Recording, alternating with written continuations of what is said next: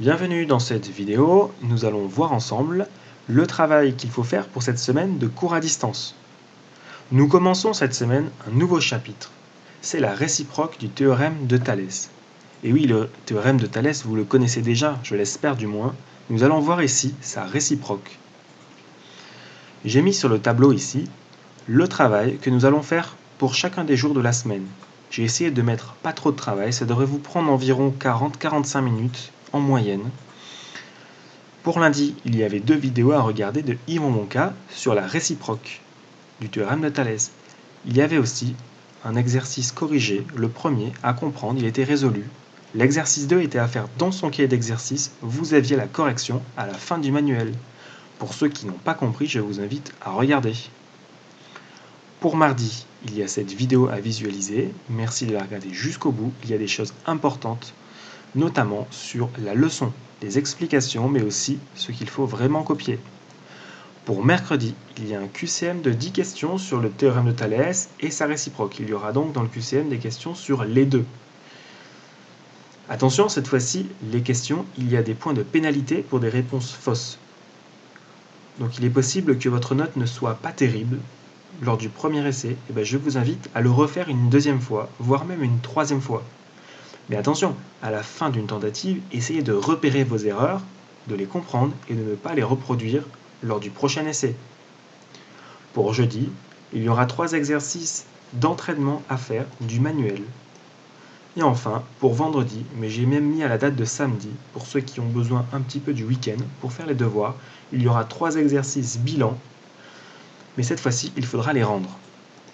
Je vous rappelle que sur l'ENT Web Collège, vous avez ici, dans l'espace de travail de maths, des symboles différents en fonction du type d'exercice.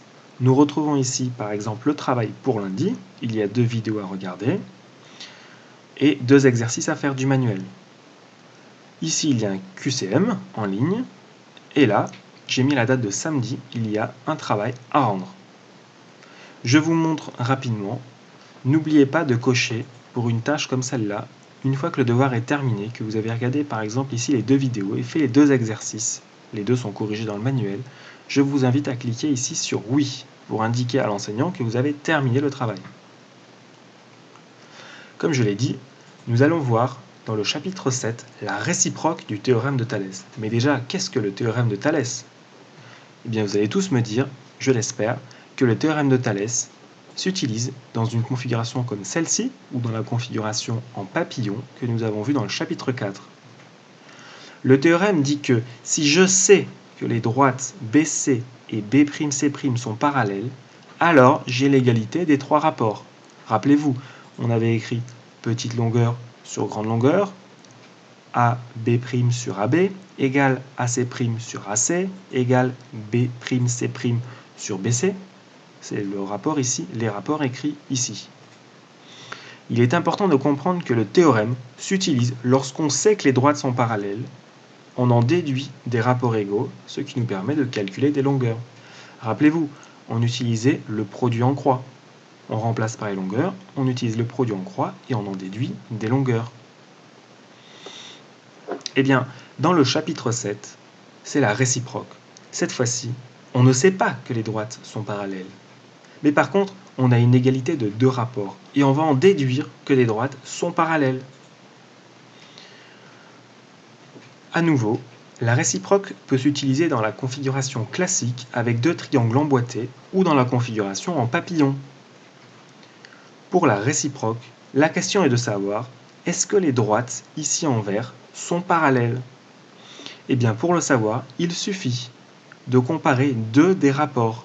Par exemple, de comparer ici AB' sur AB et de voir si c'est égal à AC' sur AC. Si oui, les droites sont parallèles. Sinon, cela signifie que les droites ne sont pas parallèles.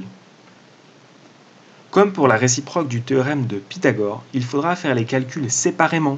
Ici, nous ferons le calcul de ce premier rapport et également ailleurs le calcul de ce deuxième rapport. Une fois que nous avons effectué les 2 calculs, on va comparer les résultats. Si on obtient la même chose, les droites sont parallèles, sinon elles ne le seront pas. Je relis ici la méthode qui est écrite, qu'il faudra copier dans la leçon. La réciproque du théorème de Thalès permet de démontrer que deux droites sont parallèles, en démontrant que deux des rapports de Thalès sont égaux. Il est inutile de vérifier le troisième. Oui, vous l'aurez remarqué ici, il n'y a pas le troisième rapport. Il suffit d'en vérifier deux. Chose importante, il faut séparer les calculs des deux rapports. On n'a pas le droit d'écrire au début que c'est égal. Justement, c'est la question. S'ils sont égaux, alors les droites sont parallèles. Il faut donc vérifier qu'ils sont égaux, mais on ne peut pas l'écrire au début. C'est pour ça que je vous suggère d'utiliser, comme la plupart des profs de maths, la rédaction d'une part et d'autre part, exactement comme on vous le demandait pour la réciproque du théorème de Pythagore, où on calculait la plus grande longueur au carré, et également les deux autres longueurs au carré additionnées ensemble.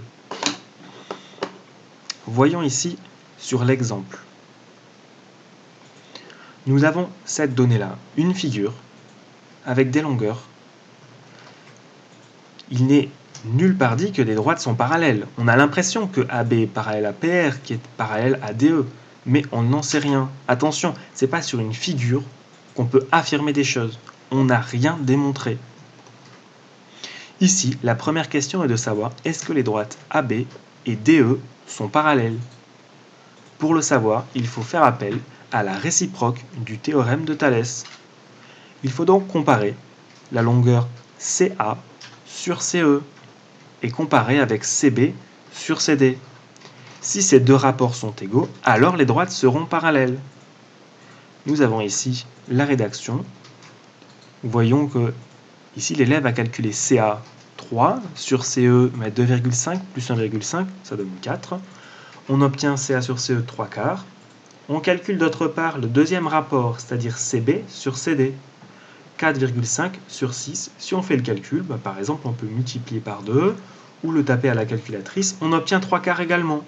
Cela signifie que les deux rapports sont égaux. Donc, d'après la réciproque du théorème de Thalès, on peut conclure que les droites sont bien parallèles. Dans la question 2, on demande de dire est-ce que les droites PR et DE sont parallèles. À nouveau, il faut justifier ou plutôt démontrer la réponse. On va calculer à nouveau deux rapports. On va calculer CR sur CE et on va le comparer avec CP sur CD. On a toutes les longueurs nécessaires, on a les 4 longueurs.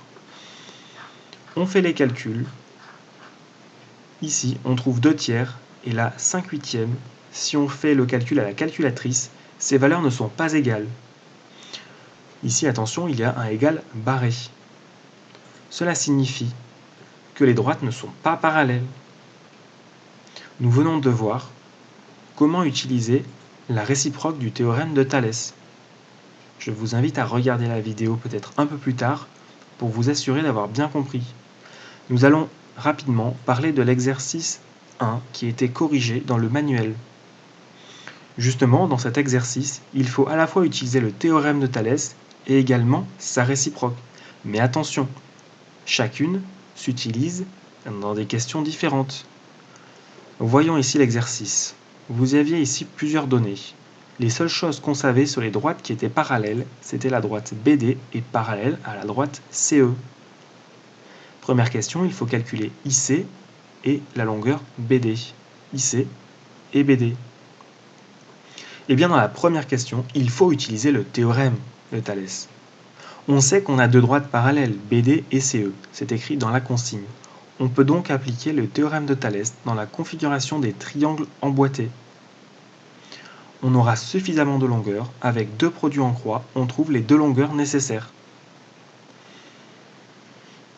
Dans la question B, il faut démontrer que les droites GF et BD sont parallèles. Cette fois-ci, on a une configuration en papillon.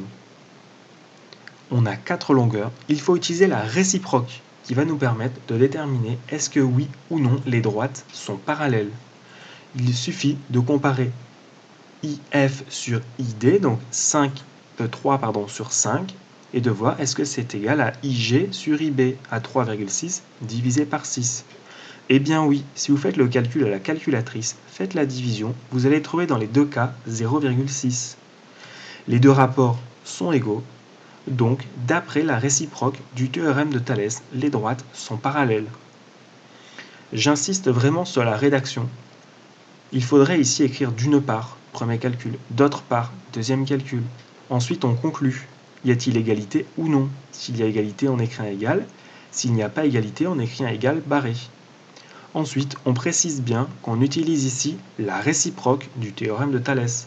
Attention, ça n'est pas le théorème. Le théorème s'utilise lorsqu'on sait que les droites sont parallèles. On veut calculer une longueur. Ici, la méthode est différente. Enfin, pour terminer, je vous projette ici une carte mentale qui n'est pas complétée. Simplement, nous allons en parler rapidement. La réciproque du théorème de Thalès. Pourquoi? Eh bien, c'est pour montrer que deux droites sont parallèles. Et il faut connaître au moins 4 longueurs. Comme quoi, eh bien, la réciproque de Thalès doit vous faire penser de la même manière à la réciproque du théorème de Thalès. Dans les deux cas, il faut faire des calculs séparément.